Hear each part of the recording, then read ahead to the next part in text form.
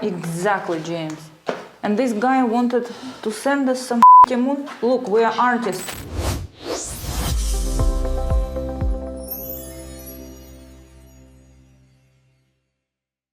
We're creating a 3D moon effect as a feature wall to go behind a sofa bed, which will be here. This is the effect that we've seen on the internet, and we want to recreate it. Now we've got our electrics coming down to serve for the LED light, which is going to be animated, so it's going to gradually go ting, ting, ting all the way around. And to use, or to make the moon, we've seen lots of different ways on the internet, such as sand and cement, we've seen paper mache, we've seen lots of things. We've decided to go for Artex because there's a little bit more manipulation when we can make shapes, and it also gives us a little bit extra in that drying time, doesn't dry as quickly. So the first step that we did is we put a nail in the wall, and we got a piece of string and we got a pencil and basically drew an approximate circle, which is 60 centimeters radius and 120 centimeters diameter. First thing we're going to do, obviously after marking our walls, is use SBR, but you can use PVA to prime the walls. Surface preparation, so remove any wallpaper, loose or flaky material, ensure all surfaces are clean, dry and sound.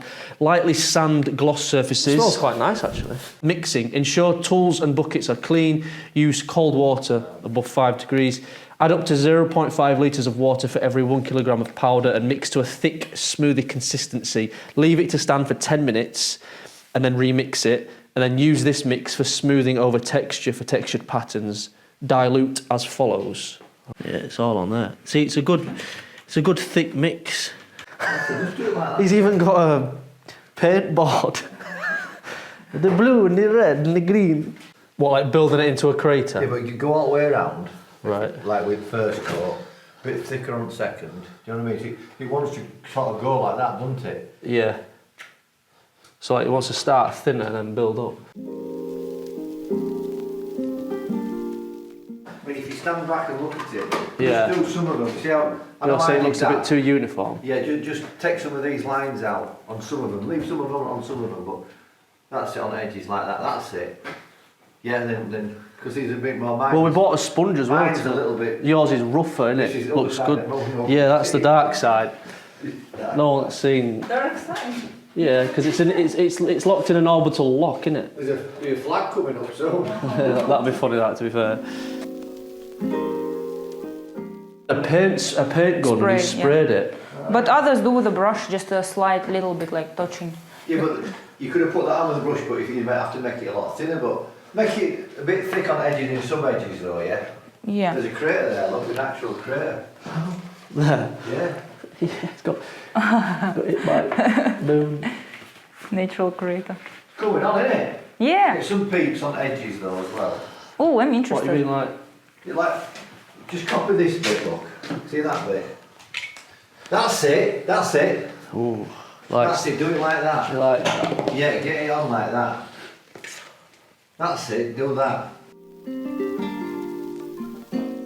It's amazing how you can see right through my heart. Better already than what I thought. Exactly, James. And this guy wanted to send us some moon. Look, we are artists. We are artists. As we get closer to the centre, you want to like build it up a bit more. Yeah. But I'm just going to get a basic layer on it first. Yeah.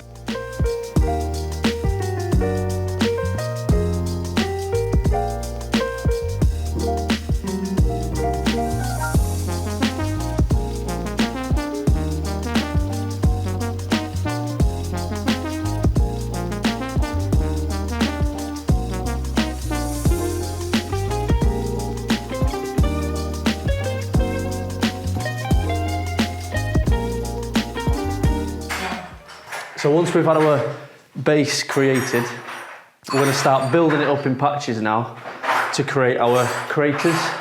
So it's literally getting us quite a bit on your trowel and then just thickening it up in certain patches, and then we'll show you how we get the crater shape later.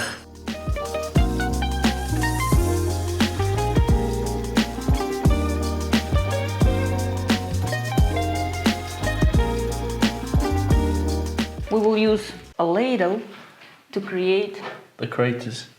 The craters.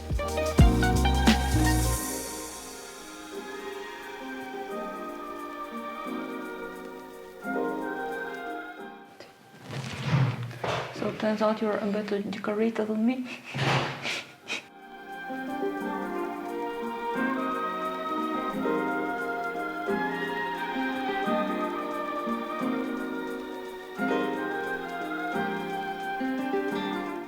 My hand is tired. I'm definitely not a plasterer.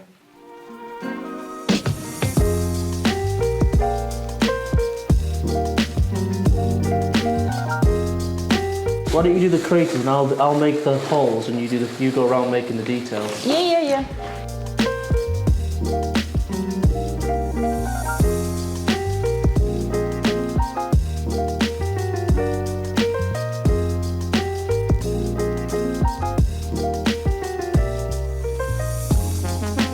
On every of your circles, the massive bit is at the bottom because it was falling. Here. Exactly, I didn't like So that. It looked try too... to take out of here and put it on top instead. Yeah, I did. Randomly. It falls. I Yeah. did, and I put it on top. That's fine. Let it dry and then we'll add up the layer. Yeah.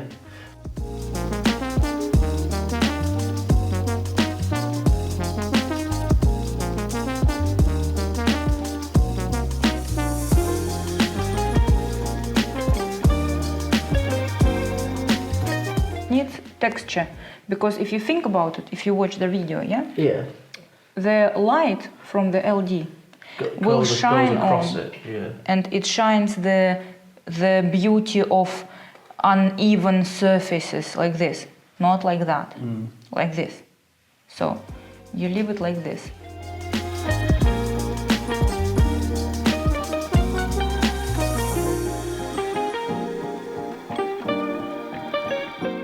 So we can come here and build up if we want. If we don't want, it's fine. But if we want like higher, it's another. I would. If it was me, right, I'd let it dry what it is, and then tomorrow when we come back, we'll start building it up in the middle, and then gently feather it out. So that it looks like it's come round like that. Because currently it looks... I meant not that. I meant not building up know, the you're surface. talking about the I'm talking about craters. craters. You want to make them a bit sticking Yeah. out, you know? For example, I want a border to be long and thin, but I can't because it's quite thick and it falls, obviously. So for now, we're doing the base of the moon. If we want to go in a more detail, we can have a look how the moon looks from the pictures properly, you know, and recreate a bit of more.